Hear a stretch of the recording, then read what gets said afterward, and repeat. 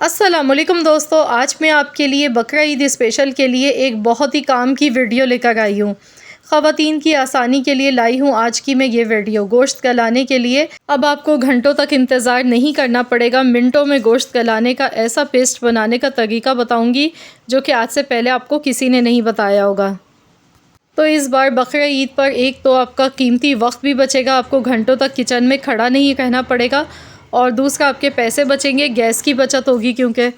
और इस बार ख़वातीन भी खूब इंजॉय करेंगी इस ईद पर, क्योंकि आपका टाइम भी बचेगा, पैसे भी बचेंगे, और आप तरह तरह के मज़ेदार से खाने बना के मिनटों में तैयार कर सकते हैं, वो भी कम टाइम में। तो चलिए देख लेते हैं कि यहाँ पर हमने किस चीज़ का पेस्ट बनाया है।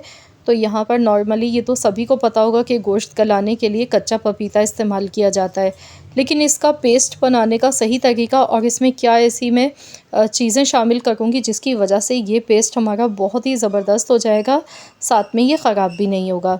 आज की ये वीडियो आप लोगों के इंशाअल्लाह ताला बहुत काम आने वाली है। अभी से ही बनाकर आप रख लेंगे तो आपको बहुत ज़्यादा आसानी हो जाएगी बकरा ईद पर। तो यहाँ पर कच्चा पपीता आपने लेना है। मैंने वज़न में आधा किलो कच्चा पपीता लिया है। तो यहाँ पर सबसे पहले इसे वॉश कर लें, इसके बाद इसका छिलका उतार लें। कच्चे पपीते के साथ मैं दो चीज़ें और ऐसी शामिल करूँगी जो गोश्त को गलाने में बहुत अहम किरदार अदा करती हैं, तो बस वीडियो को आखिर तक देखिएगा। तो यहाँ पर बस सबसे पहले हम पपीते का छिलका उतार लेना है। इसके बाद अब हम इसको पतले पतले पीसेस में काटेंगे। तो आप चाहें तो ग्रेट भी कर सकते हैं, ग्रेट करने में ज़रा मेहनत ज़्यादा लग जाती है, तो इसीलिए मैं यहाँ पर इसे काट के फिर मैं इसका पेस्ट बनाऊँगी। तो आपकी मशीन में भी अगर आसानी से पिस जाता है तो आपने इसी तरह से छोटे छोटे पीसेस में काट के इसका पेस्ट बनाना है। अगर आपकी मशीन में नहीं पिस पाता है, पपीते का पेस्ट नहीं बन पाएगा, आपको ऐसा लगता है, तो फिर आपने क्या करना है कि इसे ग्रेटर की मदद से ग्रेट करना है। अच्छी तरह से ग्रेट कर लें, उसके बाद आपने इसका पेस्ट बनाना है।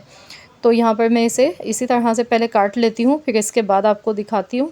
तो यहाँ देखिए मैंने इस तरह से पतले पतले पीसेस काट लिए। अब मैं इसे मज़ीद और छोटे पीसेस में काट के लूँगी। तो इस तरह से इसकी कटिंग कर लेंगे तो इसे पीसने में, पेस्ट बनाने में आसानी हो जाएगी हमें।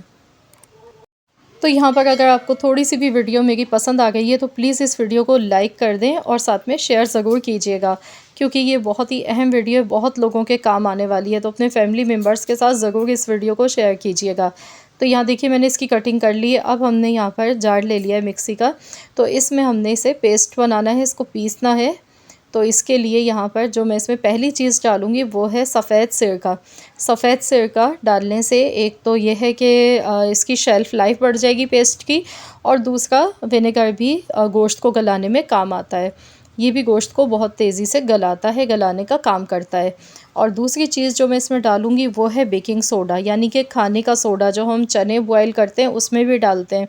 तो बेकिंग सोडा एक ऐसी चीज़ है जिससे अगर हम ये पेस्ट नहीं भी डालें, खाली बेकिंग सोडा ही डाल लें गोश्त गलाने के लिए, तो गोश्त गल जाता है। लेकिन इस तरह से ये तीनों चीज़ें मिलाकर जब हम इनका पेस्ट बनाएंगे ना, तो ये बहुत ही तेज़ी से वर्क करेगा गोश्त को गलाने में। तो यहाँ पर मैंने तकरीबन हाफ़ टी स्पून के बराबर बेकिंग सोडा इसमें शामिल किया है, और 2 से 3 टेबल स्पून मैंने सफ़ेद सिरका शामिल कर दिया। अब इसका पेस्ट बनाने के लिए यहाँ पर, ताकि ये ख़राब भी ना हो, इसमें हमने पानी तो डालना नहीं है, ना पानी के साथ इसका पेस्ट बनाना है। तो यहाँ पर हमने ऑयल का इस्तेमाल करना है। कोई सा भी कुकिंग ऑयल आप ले लें और इसका पेस्ट बना लें। हस्ब ज़रूरत आपने इसमें ऑयल शामिल करना है।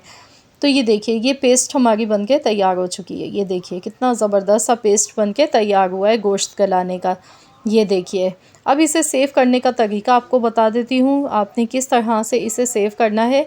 आप इसे 2 महीने के लिए स्टोर कर सकते हैं। ये पेस्ट आपका बिल्कुल भी ख़राब नहीं होगा, ना ही इसमें फ़ंगस लगेगा। बहुत ही ज़बरदस्त सी आज की ये वीडियो है, तो इसको ज़रूर आप लोग इस तरह से ईद आने से पहले ये काम ज़रूर करें, क्योंकि हमारे घरों पे काफ़ी सारी रेसिपीज़ बनाई जाती हैं जिसमें गोश्त गलाने में बहुत ही मसला होता है, टाइम ज़्यादा लग जाता है, या फिर हमें प्रेशर कुकर की मदद लेनी पड़ती है।